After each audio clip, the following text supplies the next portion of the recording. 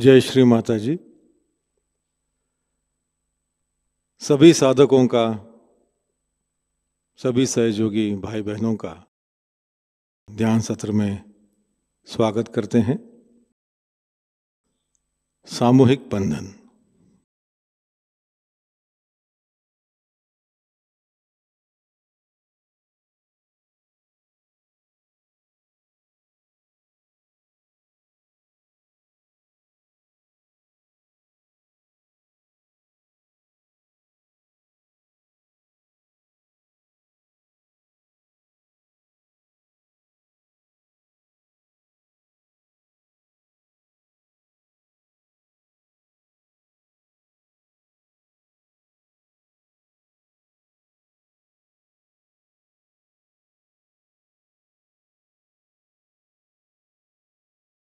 तीन महामंत्र और श्री गणेश मंत्र।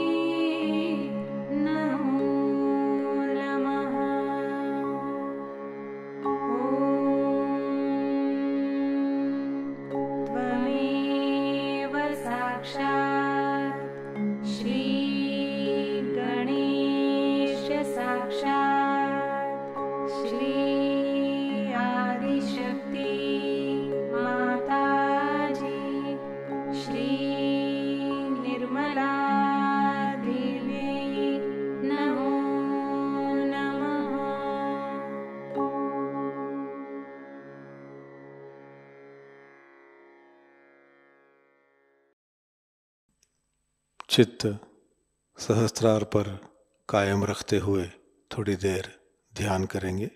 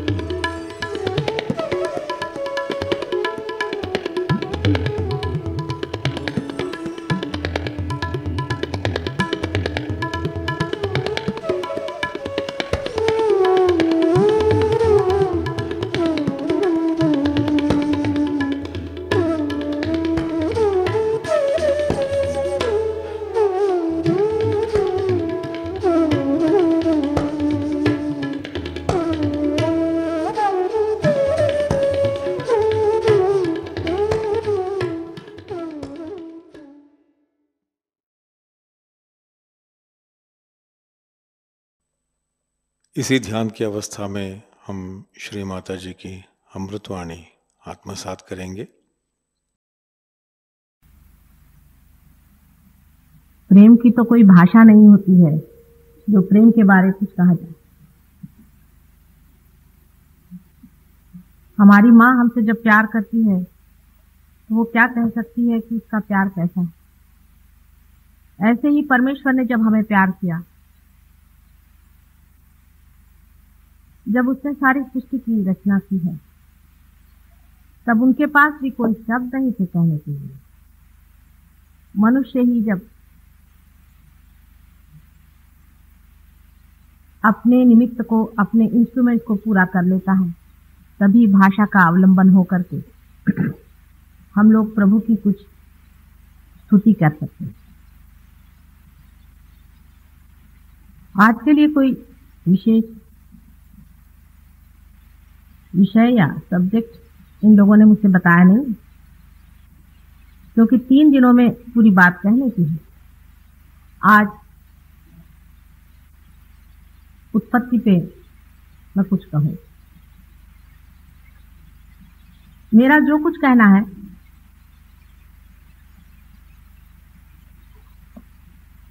वो हाइपोथेटिकल है। हर एक साइंस में पहले हाइपोथेसिस होता है। हाइपोथेसिस का मतलब है कि अपनी जो कुछ खोज है, उस खोज के बारे में उसकी विचारणा जनसाधारण के सामने रखी जाती है। उसके बाद देखा जाता है कि जो कुछ कहा गया है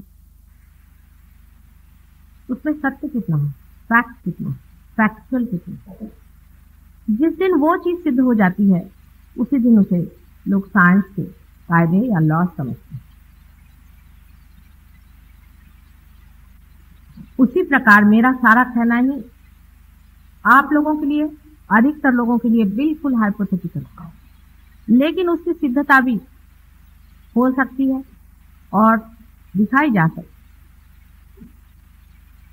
इसके अलावा आदिकाल से अनेक दृष्टों ने जिसको देखा है, जिसे जाना है और किताबों में लिख रखा है, उससे भी उनकी पुष्टि हो सकती है। किंतु जो कुछ भी लिख दिया है उसकी पुष्टि सिर्फ पढ़ने से या किसी को मान लेने से नहीं होती है, किंतु उसका अनुभव स्वयं से ही होना चाहिए। आज सृष्टि की उत्पत्ति की बात मैं आपसे कुछ करना चाहती हूँ। प्रथम का दिवस है और उसका सहज योग से क्या संबंध है वो भी बताना होगा।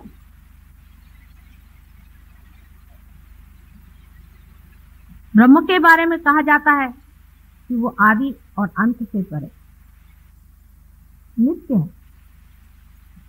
जिसे हम चैतन्य समझते हैं, जिसे हम चैतन्य शक्ति समझते हैं, उससे ब्रह्म का स्वरूप अलग। चैतन्य शक्ति उसी ब्रह्म का एक अंग है।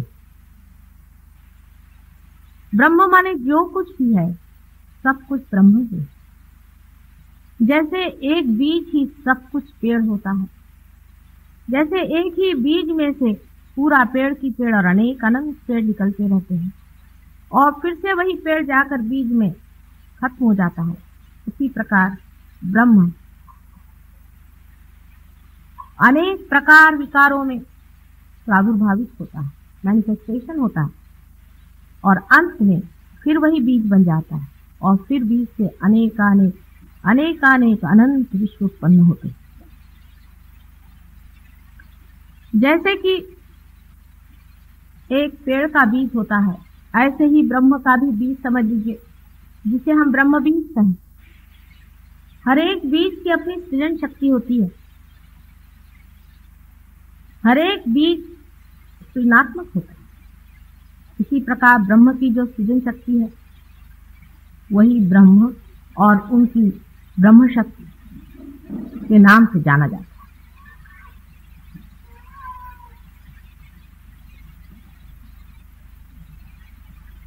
परमात्मा को ये सारी सृष्टि रचने की क्या आवश्यकता पड़ गई थी, जब वो संपूर्ण। मनुष्य कितना भी संपूर्ण हो जाए, जब तक उसका एक बच्चा नहीं हो जाता, उसे आनंद नहीं आता।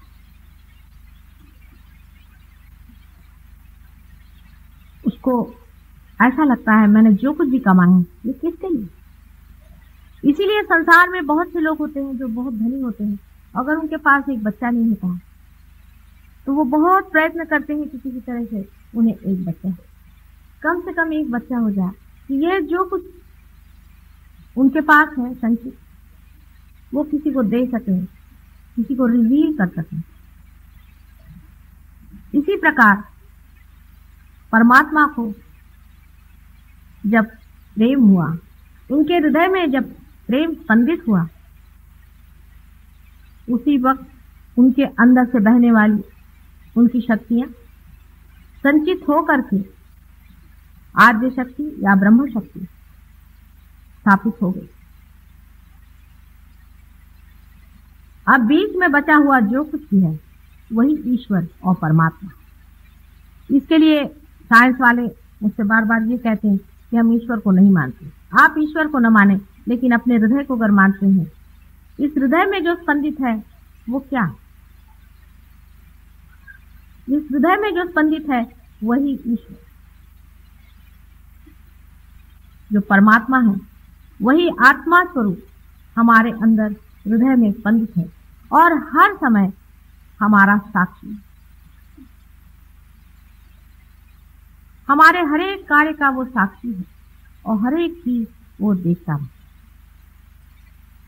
वही आत्मा है, उसी को लोग स्पिरिट कहते हैं, स्पिरिचुअल कहते हैं, उसी को लोग सोल, जीवात्मा, जब वो जीव धारणा करता है तो उसे जीवात्मा आदि शब्दों से जानते हैं। ये जो अपने हृदय में बसा हुआ एक साक्षी स्वरूप परमात्मा है, उसकी शक्ति जो शुरुआत में आद्या शक्ति,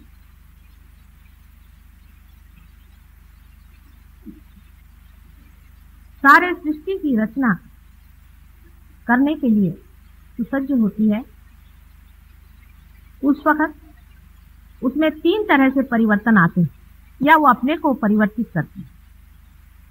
पहले तो उसे ये इच्छा होती है कि मुझे बच्चा होना चाहिए, सृष्टि होनी चाहिए, क्रिएशन होना चाहिए। इस इच्छा के कारण ही वो अपने अंदर तमोगुण धारणा करती है। इसके बारे में भी पहले मैंने आपको बताया हुआ है कि वो किस दिशा में चलती हैं और किस तरह से होता है। ब्लैक बोर्ड तो यहाँ ये लोग कह रहे हैं कुछ व्यवस्था नहीं हो पाई।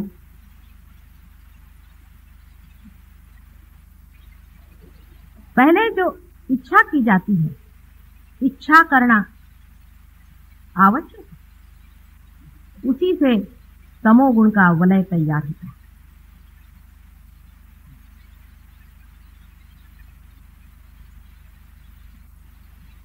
सारा वलय बिंदु मात्र जो आद्या शक्ति है उसके गति से, मूवमेंट से होता है। आपको आश्चर्य होगा कि एक बिंदु जब घूमकर अपनी ही जगह आना चाहता है तो उसका वलय पैराबोलिक होता है। आइंस्टीन आजकल कहते हैं कि हर एक चीज की मूवमेंट पैराबोलिक होती है। अपने यहाँ शिव जी के मंदिर में आपने देखा होगा कि शिव शक्ति जो होती है उसका भी वलय पैराबोलिक होता है। आइंस्टीन अब कह रहे हैं कि जो चीज भी घूमती है वो पैराबोलिक घूमती है। उसी हिसाब से ये भी कहना चाहिए कि जो प्यार है वो भी पैराबोलिक घूमता है और द्वेष भी पैराबोलिक घूमता है, माने जहां से जाता है वहीं लौट करके वापस घूम कर आ जाता है। इसी गति को पैराबोलिक कहते हैं।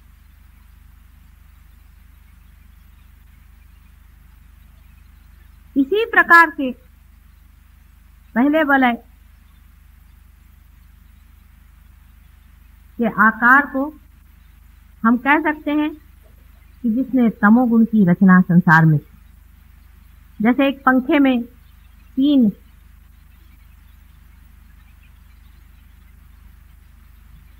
पत्रे जोड़े जाते हैं, उसी तरह से अगर आप कल्पना कर सकें तो पहले एक पैराबोलिक गति का चलना हुआ, दूसरे,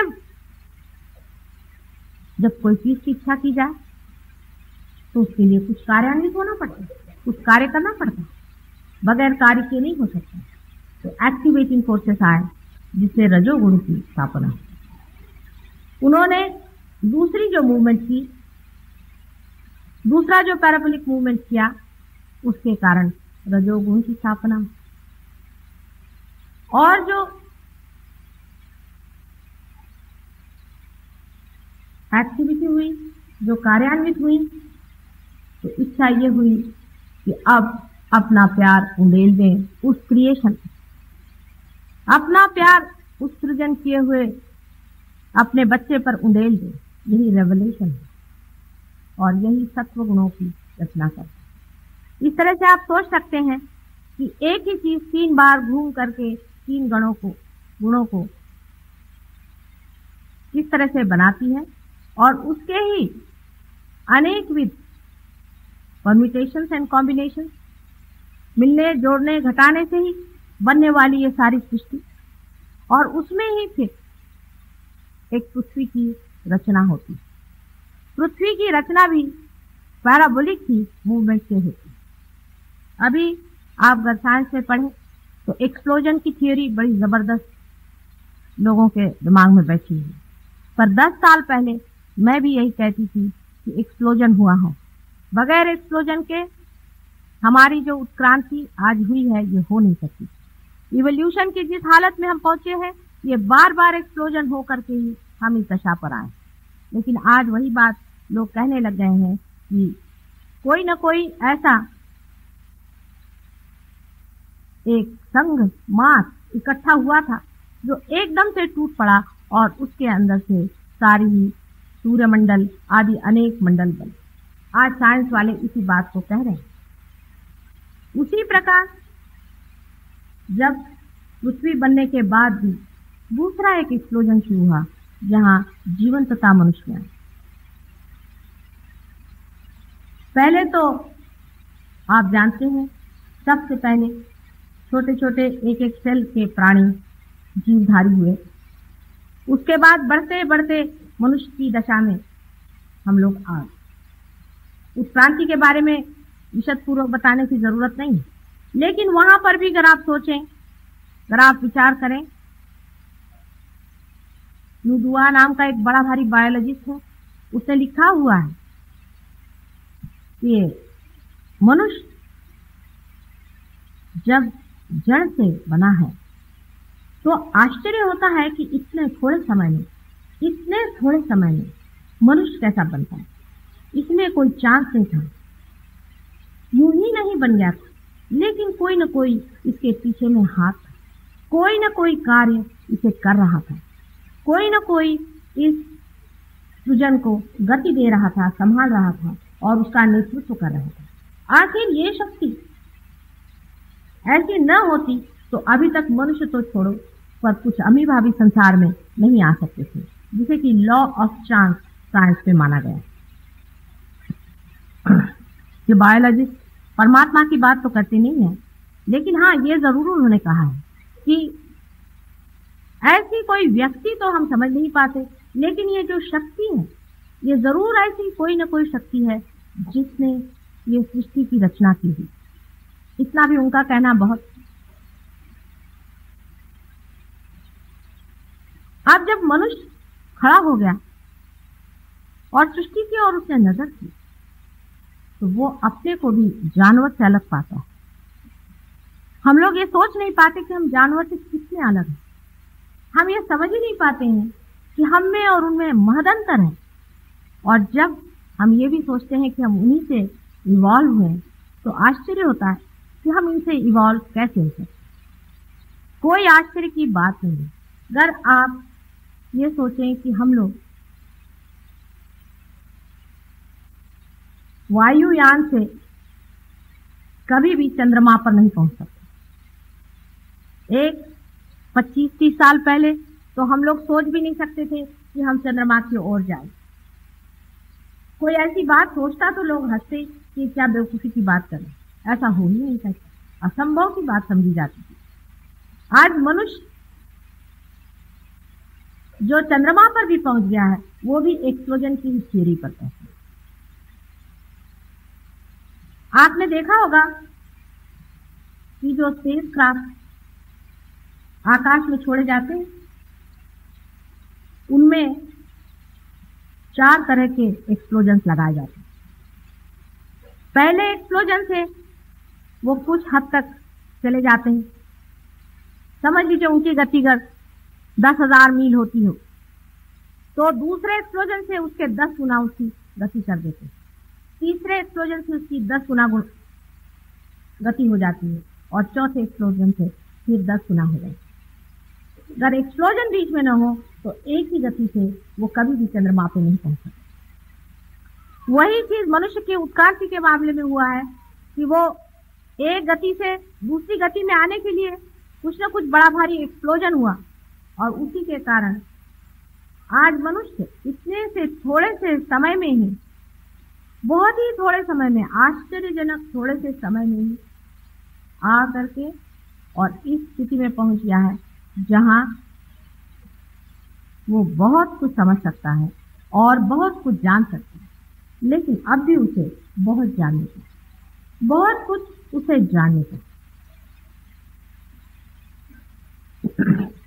हमारे हृदय में, मैंने आपसे पहले ही कहा था कि हमारे हृदय में जो स्पंदन हो रहा है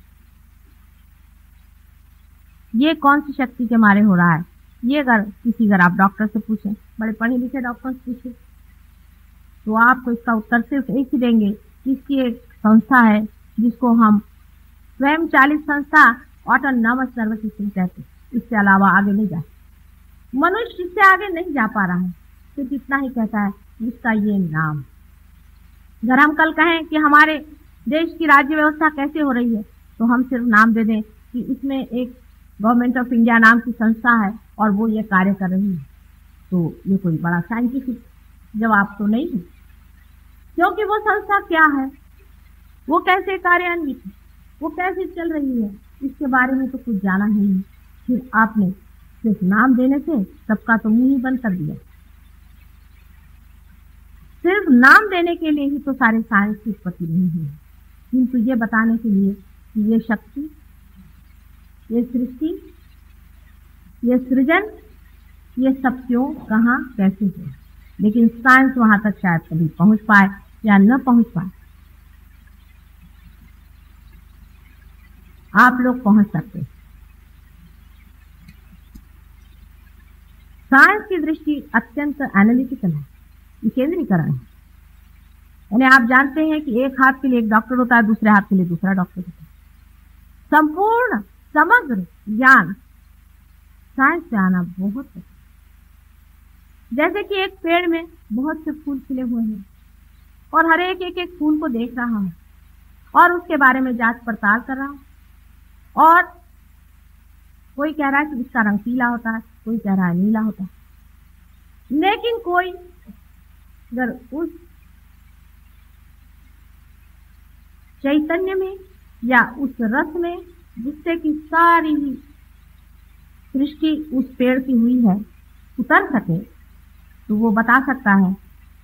जबकि वो स्रोत पे पहुंच जाए, सोर्स पे पहुंच जाए, तो वो बता सकता है इसकी सृष्टि कैसी, ये अलग अलग फूल क्यों हैं, इनके अलग अलग रंग क्यों हैं, ये पत्तियां अलग अलग क्यों हैं, क्योंकि आपने इसका जड़ पकड़ा।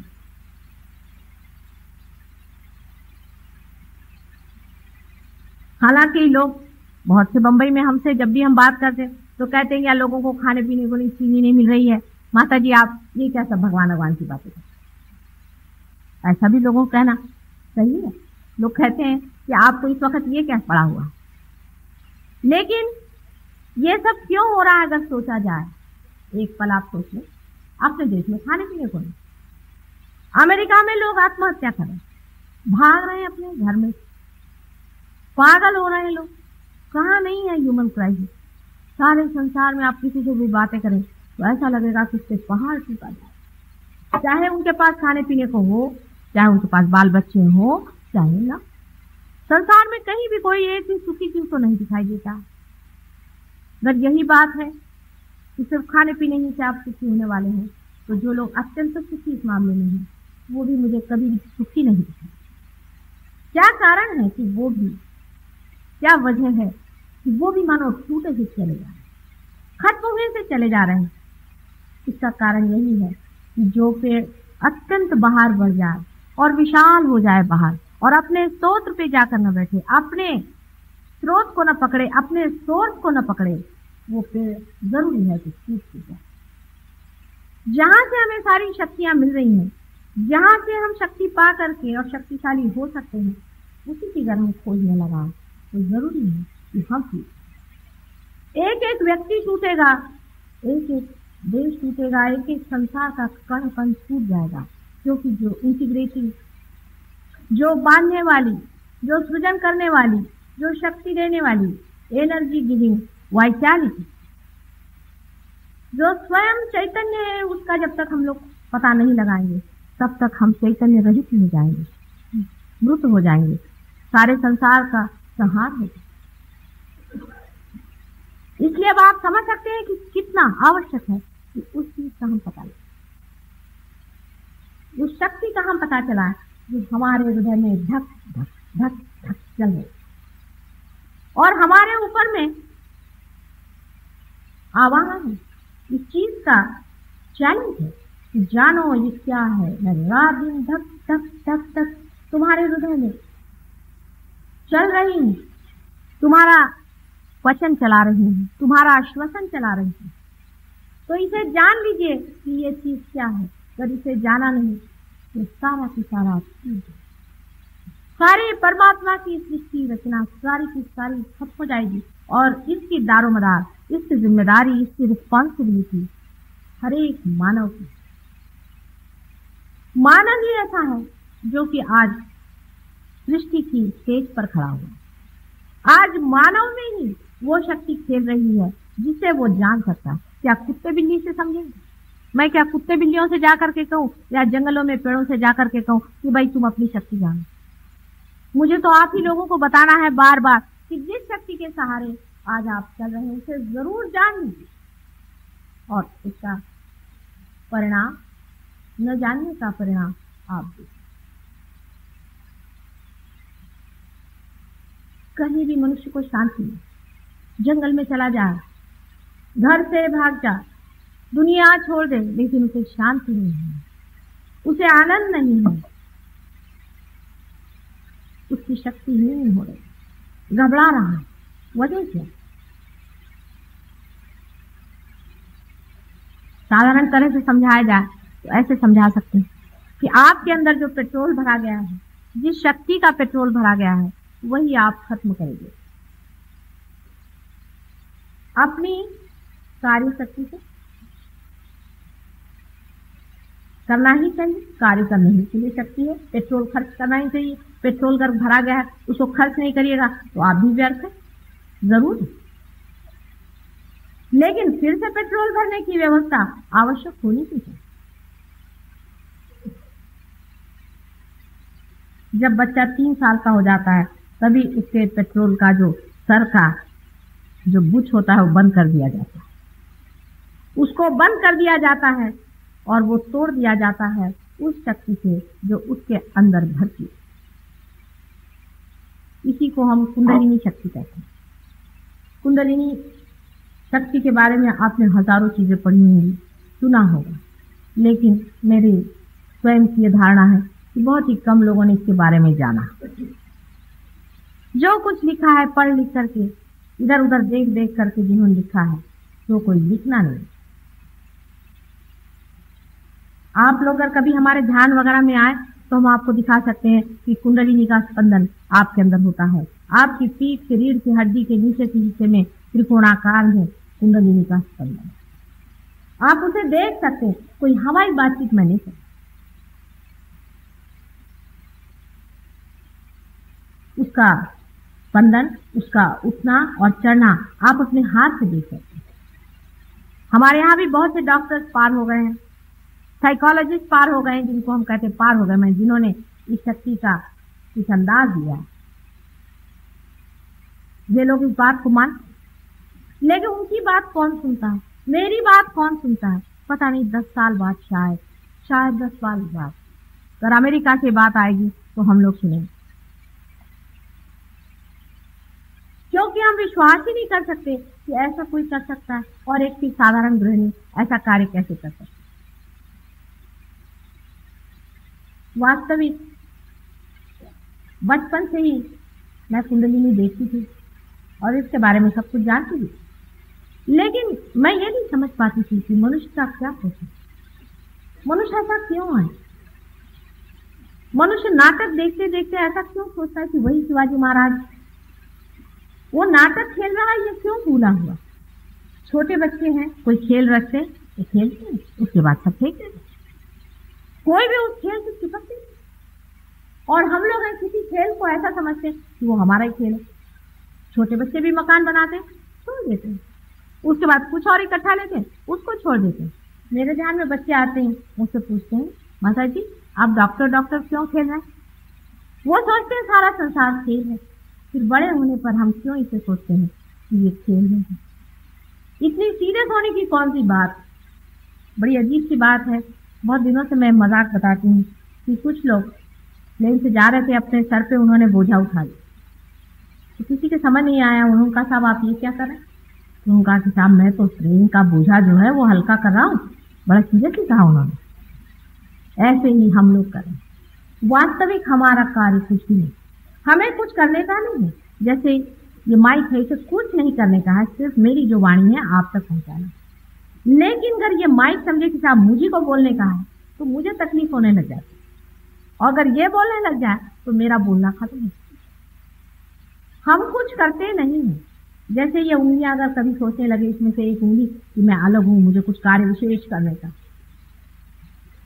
ये उंगली शरीर से ही संबंधित है और उसी शक्ति पर चल रही है जिससे ये शरीर भी चला। ये उसी का पार्ट एंड पार्सल, उसी का एक अंग मात्र। अब ये कहना कि ये जो उंगली है ये अलग से ही कुछ हो गई है, हो सकता है ये उंगली बधिर हो गई, ऐसा सोच रही है। हो सकता है कि हम भी किसी कारण बधिर हो गए हैं या हट गए हैं उस शक्ति से थोड़ी देर के लिए। ये जितनी भी यहाँ बिजलियां जल रही हैं आप जानते हैं, इसमें एक ही शक्ति चल रही है, पर हो सकता है कि इसमें से एक बल्ब निकाल करके उसे एक अलग से एक बैटरी में लगा दिया जाए, जो बैटरी खुद ही इस बिजली से चार्ज। हो सकता है कि आप सब अपनी अपनी शक्ति लेकर किसी कारण अलग हो गए, और है ही मनुष्य के अंदर दो शक्तियां ऐसी चलती हैं, एक से तो वो भरता है और एक से इस्तेमाल करता है, जिसके कारण स्वरूप उसके अंदर में अहंकार और प्रतिहंकार, ईगो और सुपर ईगो नाम की दो संस्थाएं तैयार होकर के उसे पूरी तरह से ढक देती हैं, और उस कारण वह उस सब ओर फैली हुई ऑल परवेडिंग शक्ति से वंचित है। सिर्फ मुझे आपका यही खोल देने का है। जैसे ही ये खुल जाता है आप उस शक्ति को जानने लगते हैं और एकदम आपके अंदर शांति। इतना ही नहीं कि आपके अंदर शांति आ जाती, पर समग्रता आ जाती, इंटीग्रेशन। आप पूरी तरह से रिलैक्स। ये बहुत आवश्यक है, और जो भी आवश्यक होता है वो होना ही पड़े। जैसे कि जब कोई चीज गिरती है तो हम हाथ उसको लगा ही देते हैं, ऐसे ही परमात्मा ने यह गिरते हुए संसार को बचाने के लिए सहज योग का आपके सामने में आविष्कार दिया है। सहज योग मेरा आविष्कार नहीं है, आविष्कार कोई सा भी हमारा होता ही है। जैसे अगर हम ग्रेविटी का पता लगाएं तो वो कोई हमारा आविष्कार नहीं है, ग्रेविटी तो वहां थी ही, उसका सिर्फ पता लगा लिया। जो आपके अंदर चीज है, जो आपका जन्मसिद्ध हक है, उसे मैंने पता लगा लिया है कि आप उस चीज को पा सकते। और बस इसी पता लगाने के लिए मैंने बहुत इसमें समय बिताया, और इसका पता लग, इसका पता आपको घर घर पहुंचाना होगा। इससे आप देखिए आपके सारे ही प्रश्न पूछे। विशेषकर आज का जो हमारा युवक वर्ग है, उसके और देख करके आप लोगों का जी घबराता है कि इनको क्या हो गया, उद्ध्वस्त हो, जैसे कि इनकी कोई पकड़ ही नहीं रह गई, इन पर कुछ तो होना चाहिए। सहज योग के सिवाय कोई इलाज नहीं, उनको ठिकाना नहीं। बच्चों पे तो सहयोग इतने जल्दी बनता है, इतने जल्दी बच्चे इसे पाते हैं। मैंने जब भी स्कूलों में ये व्यवस्था करी और जब जब मैं गई हूँ, मैंने देखा कि 100 बच्चों में से 80 बच्चे हो। वही स्कूल के बच्चे जब बड़े हो जाते हैं, हाई स्कूल में जाते हैं, उनको जरा समय लगता है, उनमें यही संख्या 60-70 आ जाती। पर कॉलेज के बच्चे हिंदुस्तान के पता नहीं किस थ्योरी से बने हुए हैं कि बहुत मुश्किल काम, बहुत ही मुश्किल काम है। कुछ यूनिवर्सिटी में लोगों ने मुझे इनवाइट किया तो उनके वाइस चांसलर आकर कहले, माता जी आप मेहरबानी करिए, हम लोग की नाक कट जाए, ये बच्चे बिल्कुल बंदर जैसे, आपको नोट्स हैं। मैंने कहा बिल्कुल मेरे ऊपर तो छोड़ो, नहीं कहला हम नहीं करने देंगे। तो ऐसा मारा है इन्होंने, ऐसा चीजें संभल के रही। हिप्पीज़म तो अमेरिका में आया है, लेकिन यहाँ जो आने वाला है उससे आप बच के, उसकी ओर से अपनी दृष्टि हटा देने से कोई सा भी प्रश्न हल नहीं। अगर आप वास्तविक अपने देश की उन्नति और देशों की भी भलाई के विचार से कभी भी सोचते हो तो ये सोच लीजिए कि सारे दारो मदार इन युवकों का, इनको सहयोग से ही ठीक करना पड़ेगा। सहयोग माने परमात्मा का प्रेम, और ये सिर्फ वही कर सकता है जो स्वयं रियलाइज, जो स्वयं उस प्रेम से प्लावित हो और जिसके अंदर से शक्ति बह रही है, वही ये कार्य कर सकते हैं। जितने लोग सहयोग में पाएंगे वही लोग अंत में सारे सृष्टि पर निर्भर हैं। पर ऐसे हैं कि बड़े कठिनाई से, आपको आश्चर्य होगा, 5 साल बहुत मेहनत करने के बाद बंबई में असल में जिसको कहना चाहिए रियलाइज 1000 आदमी है, बड़ी मुश्किल, वो भी साइज वो इतना नहीं, और उसमें से कोई 11 आदमी ऐसे हैं कि जो दूसरों को पार करते। अमेरिका में बहुत जल्दी लोग पार हो जाते हैं, लेकिन स्थायित्व कठिन है उनका। रोज ही वो लोग गुरु बदलते हैं, रोज ही वो कुएं खोदते हैं, सोचते नहीं, समझते हैं, इसकी गहराई को मापते हैं। ये कितना अत्यावश्यक है उसे हम जानते हैं, इसकी कितनी जरूरत है उसे हम समझते हैं। जिस वक्त हम इसे समझ लें, वो क्षण हमारे देश के लिए क्या, सारे विश्व के लिए बड़ा ही भाग्यशाली है। हमारा चिल्लाना तो बना ही रहेगा, हमारा कहना तो बना ही रहेगा। एक माँ है, पुकार पुकार के अपने बच्चों से कितना समझे, लेकिन भूख भी तो लगनी चाहिए। अगर बच्चों को भूख ही नहीं है तो उनके सामने क्या दौड़ दौड़ के पैर पड़ पड़ के कहा जाए। जो लोग पार हो जाते हैं, जो इस शक्ति से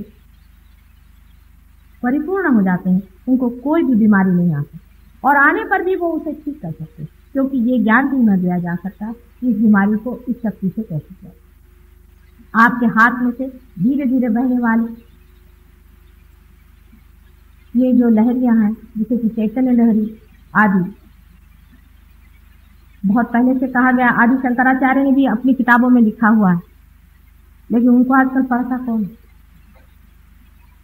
इस लहरियों से ही आप दूसरों का भी भला कर सकते हैं, अपना तो भला हो ही जाए। ऐसे लोगों को निरोगी बनाता है, ऐसे लोग दूसरों को निरोगी बनाते हैं और दीर्घायु। इतना ही नहीं कि आयु ज्यादा होती, लेकिन आनंद में रहते। इतना ही नहीं कि आनंद में रहते हैं, लेकिन उनके अंदर में कलेक्टिव कॉन्शियसनेस, जिसको कि हमें कहना चाहिए समचेतना, इसका कोई आज तक कोई आविष्कार ही नहीं है। लोग जानते ही नहीं कि समचेतना क्या है।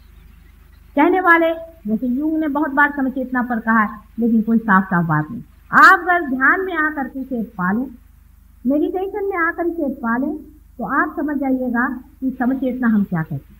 इसका अर्थ सिर्फ यही है कि आपके अंदर जो चेतना है उसे हम जान रहे हैं, आपके अंदर की कुंडलिनी को हम समझ रहे हैं, और जब हम आपकी कुंडलिनी धीरे धीरे अपने प्यार से उठा रहे हैं, तब उसकी रुकावटें भी हम समझ रहे हैं और उसको भी हम हटा रहे हैं। यहाँ बैठे बैठे आप निक्सन की कुंडलिनी देखें, आश्चर्य की बात, लेकिन देखते ही साथ आप समझ सकते हैं कि किस परेशानी में वो बैठे हैं, उनको क्या तकलीफ है, कहाँ रुकावट है, चैतन्य कहाँ रुका। यह कोई बायस चीज नहीं होती, कोई एक विचार से नहीं कि किसी को आप नफरत करते हैं, किसी से आपको दुश्मनी है, ये नहीं। किस उससे आप सोचते हैं कि उसको किस तरह से दे दें, देते ही साथ वो जो जिसे आप दे रहे हैं इसका भला ही है, उसका हित ही होगा, अहित नहीं होगा। इससे बढ़ के और कोई जन सेवा और समाज सेवा भी नहीं, क्योंकि इसमें मनुष्य करते वक्त ये नहीं सोचता है कि इस हाथ से इस हाथ का है तो भला करे।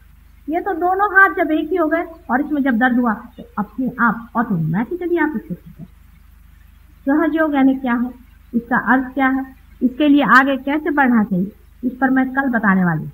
लेकिन आज मैंने यही भूमिका बांधी है कि सहज योग के सिवा संसार का तारण नहीं, सैल्वेशन नहीं। बाकी जितने भी योग हैं उनसे और चाहे जो भी होता होगा, लेकिन सैल्वेशन नहीं होता, तारण नहीं हो सकता। अगर संसार का तारण करना है तो सहज योग का ही अवलंबन करना चाहिए, जो परमात्मा का अपना ही मार्ग, वही यह कार्य कर रहे हैं। सिर्फ आपको जानना मात्र। दुख सिर्फ इतना है कि सहज योग में आपकी स्वतंत्रता पर ही सकते हैं।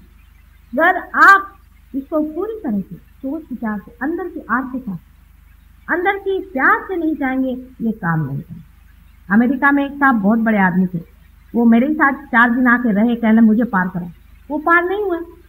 वो बहुत परेशान कि साधारण गृहणियां वो पार हो रहे हैं, हम पार नहीं हो रहे, क्या बात है, हम क्यों नहीं पार हो रहे। तो मैंने उनसे कहा कि आप नहीं पार हो रहे, इसका कारण मैं नहीं हूं, इसका कारण आप हैं। मैं तो प्रयत्नशील हूं कि इसको पार करूं, इनको पार करूं, लेकिन इसका कारण मैं नहीं हूं कि आप पार नहीं हैं।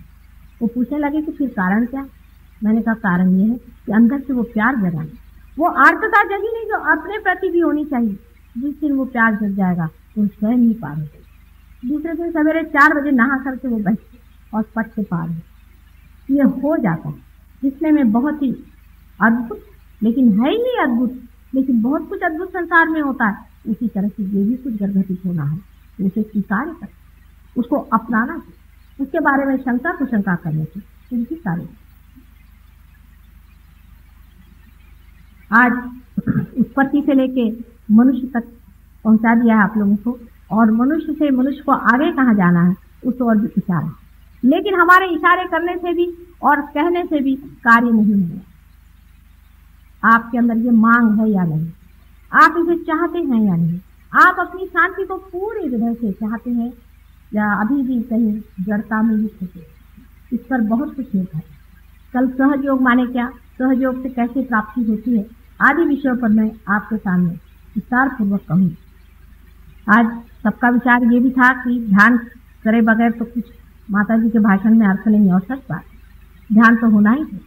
जिन लोगों को ध्यान में जाना हो और इसे प्राप्त करना हो वो लोग रुक जाएं, थोड़ी देर में ध्यान भी होगा, और ध्यान के बाद हम देखेंगे कि कितने लोग कुछ पा सकते हैं। कल सवेरे इन लोगों ने ध्यान का 9:30 बजे प्रोग्राम रखा है, वो भी आप लोग अटेंड करें। जो लोग आज पार हो जाएंगे वो भी, और नहीं होंगे वो भी, क्योंकि परमात्मा के लिए थोड़ा समय देना चाहिए। हम तो परमात्मा के लिए समय ही नहीं जोड़ पाते। हमारे पास सारे संसार के लिए, सिनेमा में जाएंगे 3 घंटे बैठे, लेकिन परमात्मा के लिए हम कितने घंटे देते हैं। हाँ, वही टाइम देते हैं जिसमें कि हम कुछ कर रहे हैं, माने या तो पूजा कर रहे हैं या उसको याद कर रहे हैं, इससे कोई फायदा नहीं। पहले आपका कनेक्शन तो लगने दीजिए। आपका कनेक्शन ही लगा नहीं है, बगैर कनेक्शन लगाए हुए आप किसे याद कर रहे हैं और किसी के बुला रहे हैं। आप लोगों में से जो भी ध्यान में जाना चाहें वो थोड़ी देर के लिए रुक जाओ, लेकिन जिनको नहीं जाना हो वो अभी पहले चले जाओ। दूसरों को डिस्टर्ब करना नहीं चाहिए ध्यान के वक्त, क्योंकि जो दूसरे बैठे हैं वो आर्थ हैं, वो परमात्मा के खोजने वाले हैं, उनकी इज्जत करें। और बाद में ध्यान में उठ के जाना नहीं होगा।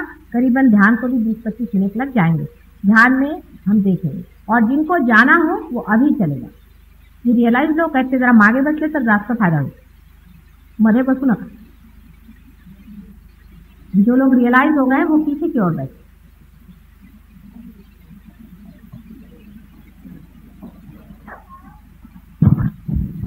Today, that is on 8 December 1973, at Birla Krida Kendra, Mataji addressed on the subject,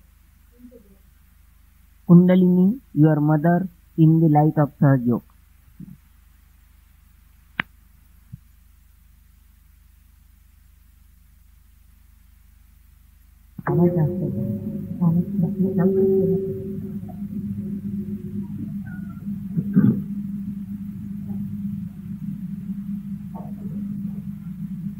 कल आपके सामने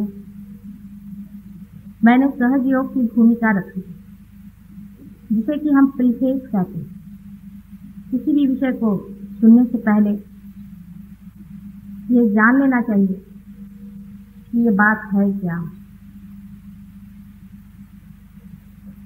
आज सहज योग यानी क्या है वो मैं थोड़े से बताऊंगी, क्योंकि इसके बारे में बहुत कुछ बता चुकी हूँ।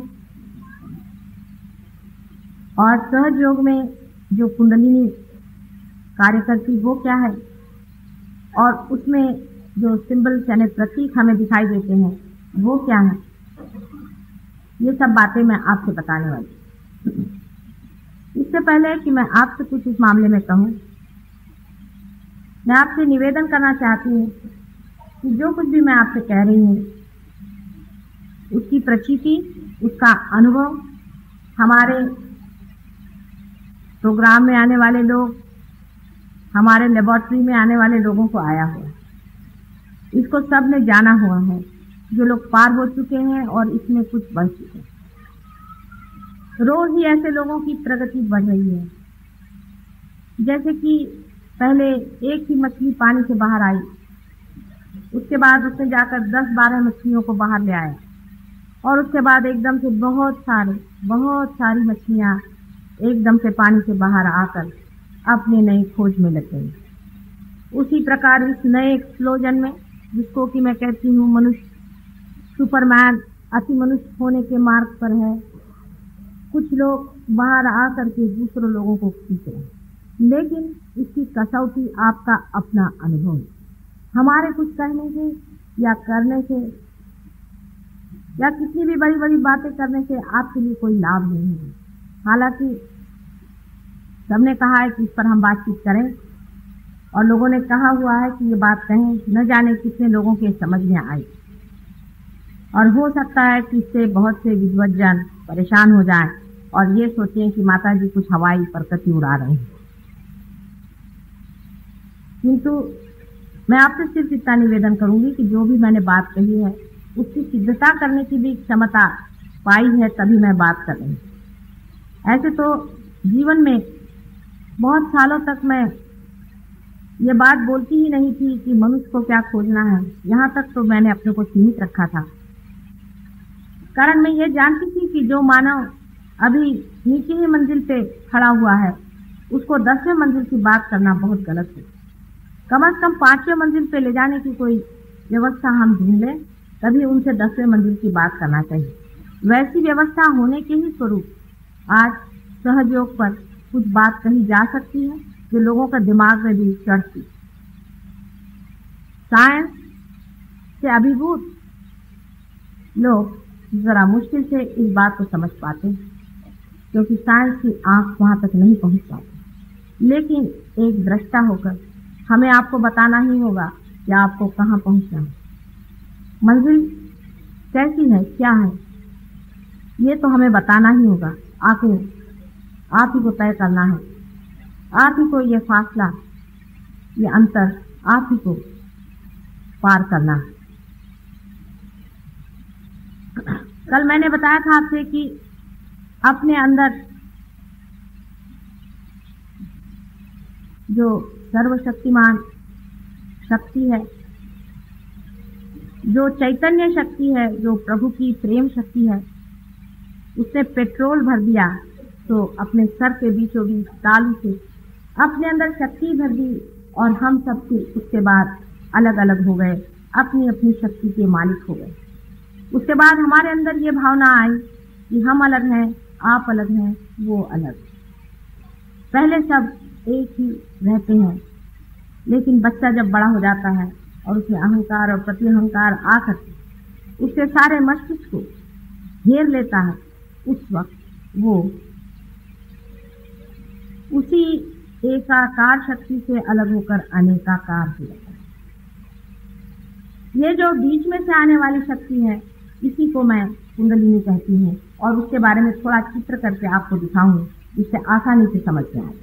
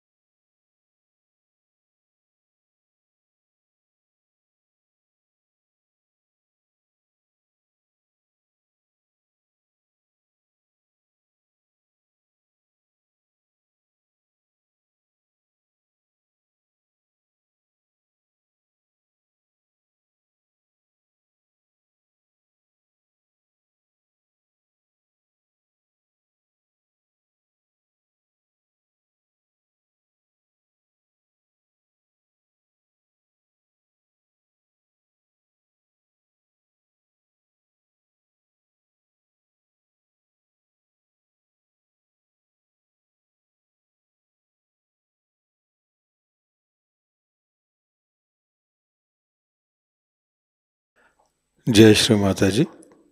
परम पूज्य श्री माता जी के पावन चरणों में प्रार्थना अर्पित करते हैं। परम पूज्य श्री माता जी कृपावंत होकर हमें ऐसी स्थिति प्रदान कीजिए कि हमारे हृदय में सभी के लिए प्रेम की भावना हो, क्षमा और करुणा की भावना हो। सभी के लिए हमारे हृदय में असीम प्रेम भर दीजिए। परम पूज्य श्री माता जी हमारे व्यक्तित्व से, हमारे जीवन से यही प्रेम परावर्तित हो और जो भी हमारे संपर्क में आए वे इसी प्रेम से आलोकित हो और आनंदित हो। ऐसी स्थिति कृपा कर हमें प्रदान कीजिए। परम पूज्य श्री माता जी संपूर्ण समर्पण की भावना आप कृपा कर हम में भर दीजिए। तव पाद पद्मी माता सर्वम समर्पयामि। इस तरह की स्थिति कृपावंत होकर आप हमें प्रदान कीजिए। जय श्री माता जी। सामूहिक बंधन।